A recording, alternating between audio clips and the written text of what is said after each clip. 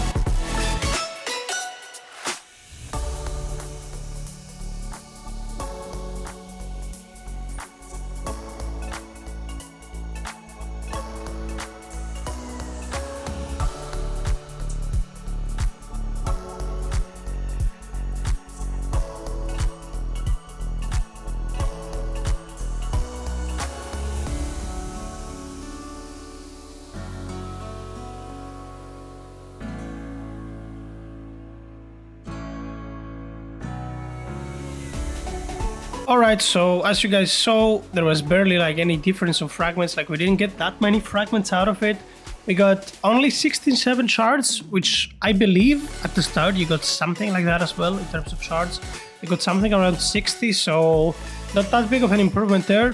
However, we did get a pretty good amount of passive tokens, I would say. Like, it would be unfair if I said that we didn't. We did get a decent amount of passive tokens. We got a shiny pot of a chest as well. We got a couple of tickets, I don't know how many, not that many as we prior used to do. So I think it's somewhat of a small buff. And I think once you start use the hoard thingy, hoarding artifact or whatever it's called, it's gonna be better. The only problem is, as I said, like this cooldown is just making things not fun, for me at least. What do we have equipped? We do have attack equipped, okay. They changed their positions, like these used to be here at the start.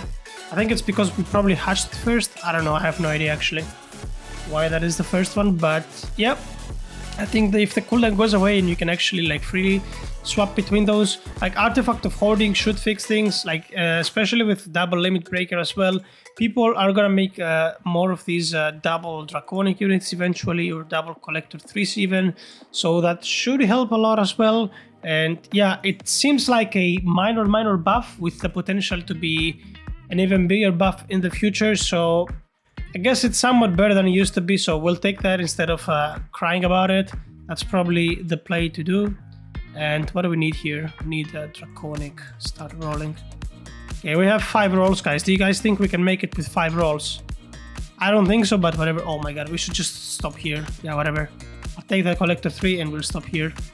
Fine. So anyway, like, I don't know exactly what was changed in the code.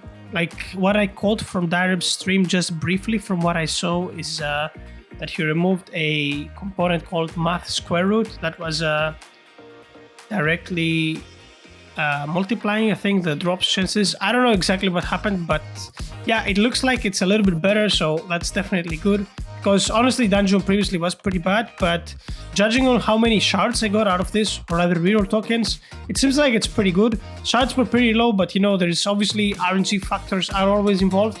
I'm gonna do a second dungeon, but it definitely does seem to be better than what it previously used to be in the past. But anyway, guys, that was pretty much it for this one. As always, if you have enjoyed the video, make sure to click the like and subscribe button down below, and I will see you guys all on the next one.